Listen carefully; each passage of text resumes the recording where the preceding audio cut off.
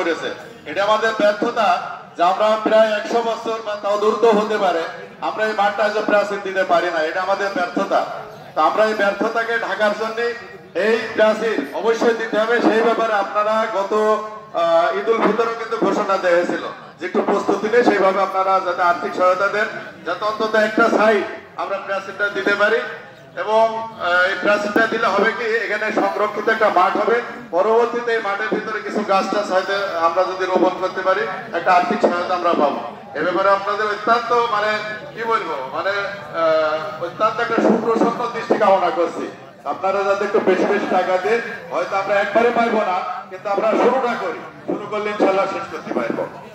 আরেকটা জিনিস,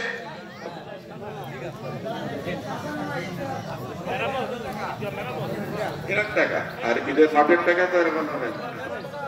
আপনারা যে যতটুকু পারেন, বিশেষ করে যারা চাকরি বাকরি করেন, বাইরে থাকেন, তারা হয়তো 10 টাকা 20 টাকা বা 100 টাকা না দিয়ে তারা যদি মনে করেন কেউ 2000 3000 একটা অ্যামাউন্ট দেবেন, এটা আপনারা শরীক হবেন ইনশাল্লাহ।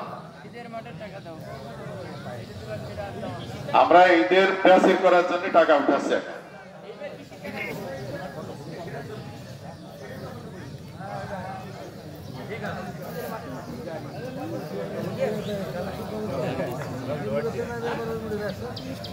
নামাজ পড়ানোর টাকা যদি কারো কাছে থাকে আপনারা এখানে পৌঁছায় দেন। আর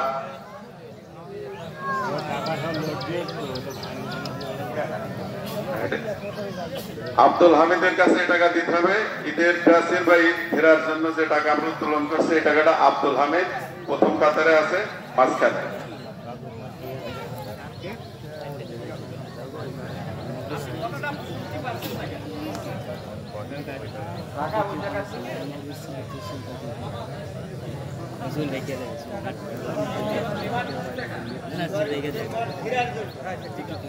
ঈদের মাঠ ফেরার টাকা, ঈদের মাঠ ফেরানোর টাকা উঠানো আছে। এর ভিতরে যদি কেউ মনে করে যে ঘোষণা দেবেন একটা ভালো অ্যামাউন্ট, যারা বিদেশ থাকে বা চাকরি বাকরি করে, ব্যবসা করে, আপনারা বললেও বলতে পারেন, নাম লিখে দিতে পারেন। কেউ কি আছেন ঈদের প্রাচীর নির্মাণ করার জন্য? কেউ কি একটু আর্থিক সহায়তা অনুদান একটু বেশি পরিমাণ দেওয়ার মতো কেউ কি আছেন? যদি থাকেন নাম লিখে দিতে পারেন। হয়তো আপনি একজন বললে আর একজন বলবে। সাহস করে যদি কেউ বলেন আলহামদুলিল্লাহ। কেউ আছেন নাকি?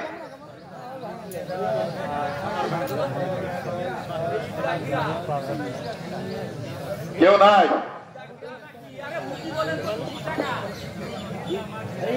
কত? 10। আলহামদুলিল্লাহ।